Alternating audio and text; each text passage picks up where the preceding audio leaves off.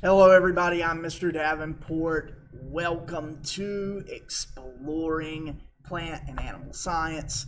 Thank you for being here today and being ready to learn. Let's put on your best thinking caps and prepare you to stretch your brain. There are on the screen 5 items on the screen. Each of these is made by a byproduct from an animal.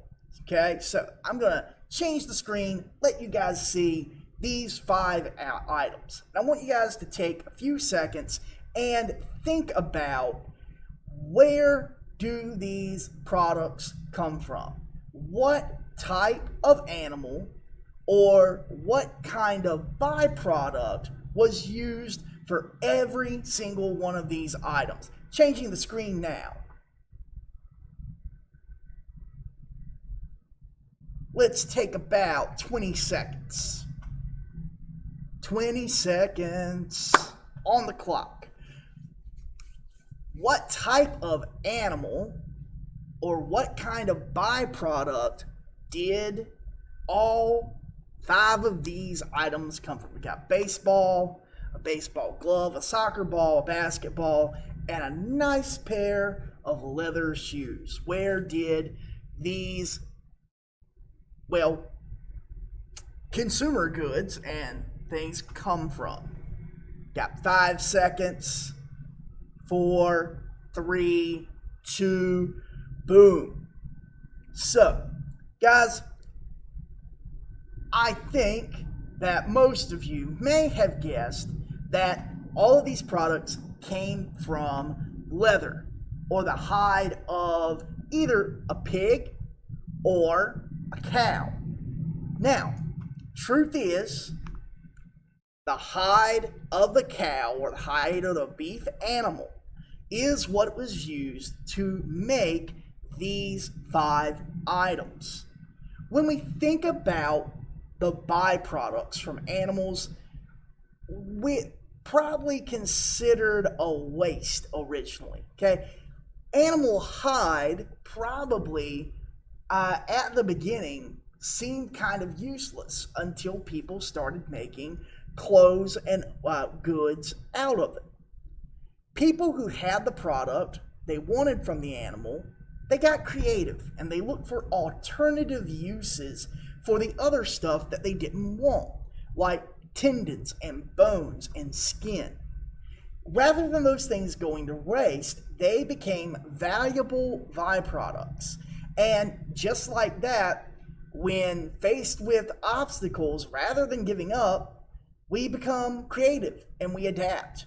When we do that, often those obstacles become opportunities. Just look at all of the products that just come from the leather, the hide of a cow.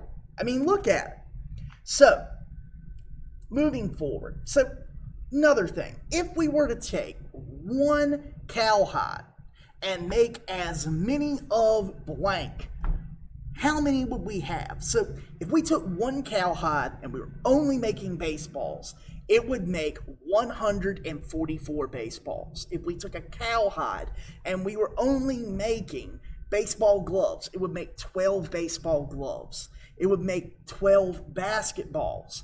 A whole cowhide would make 18 soccer balls and 18 pairs of shoes. Guys, that cowhide can lead to, it's an incredible byproduct that is very, very useful. But let's talk about what is a byproduct. So that is a lot of items that can be made out of one hide of a beef animal. We are surrounded by items that are byproducts of the animal industry all the time. Today we're going to talk about some of those products and discover what species of animals they came from. Keep that thinking cap on tight as we find out what's really going on around us. But first, some definitions. First, byproducts. Byproducts are, products that are considered less valuable than our normal primary product. Okay? These are things that are secondary, but still pretty valuable. Okay? So instead of the meat being the highest value item, it's the hide or the pelt or the bones or the organs. Now, the thing is that animal byproducts can be edible. Okay?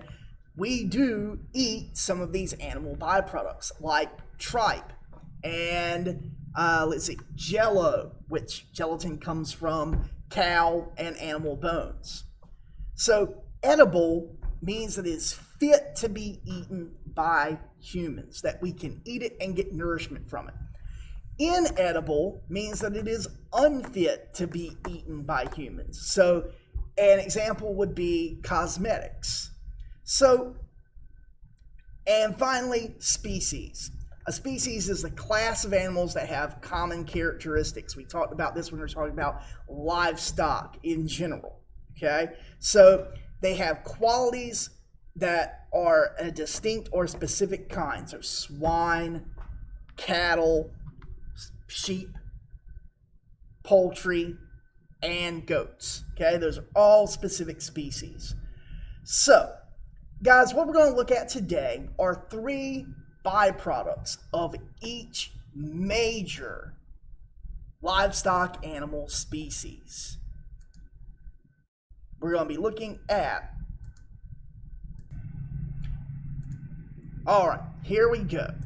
Our first list of byproducts. This would be something that I would write down, ladies and gentlemen. So, the species is beef, dairy, cattle.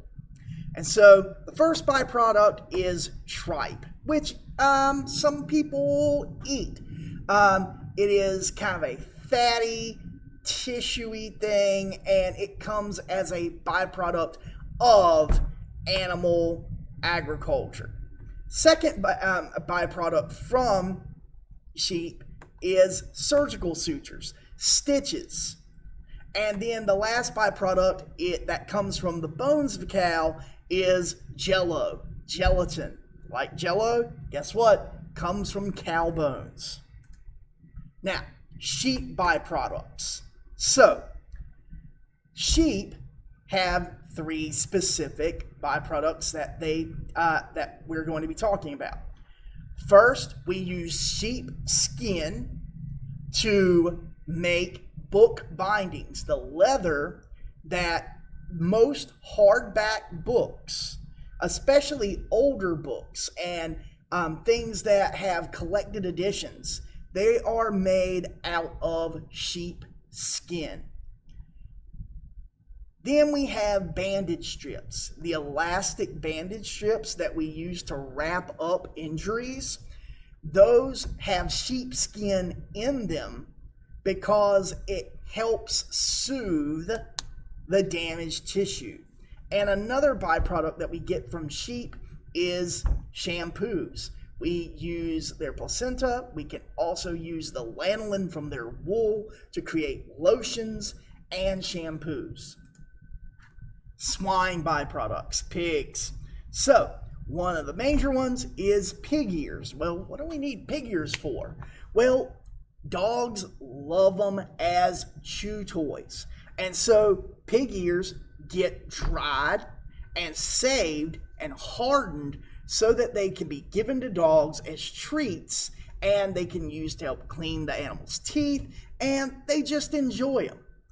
We also utilize pig skin for skin grafts for burned tissue on people. And then we can use pigs' heart valves to replace human heart valves because the pig and the human heart are very similar. And so we can use the valve to keep a heart working. Goat byproducts. So we can use the skin of the goat to make handbags, which are really soft and suede, and they're very, very nice.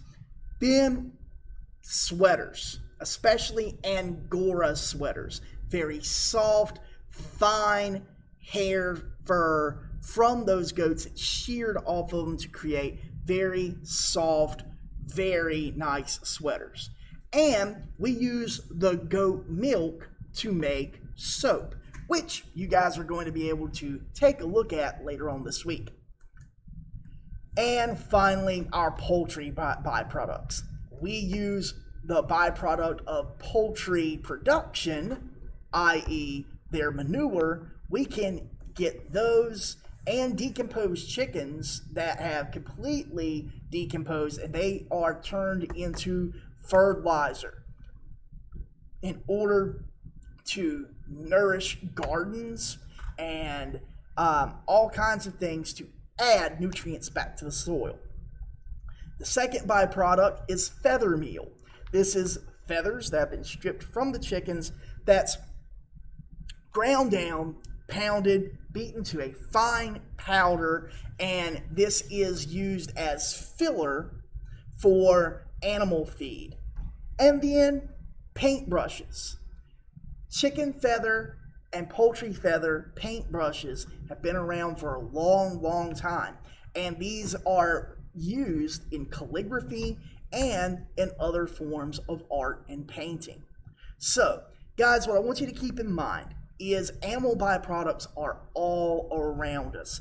These are the ones that we're mainly going to focus on, but there are a ton more.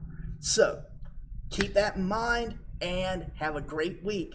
Remember, keep looking at your assignments on Canvas. If you have any questions, please reach out and inbox me.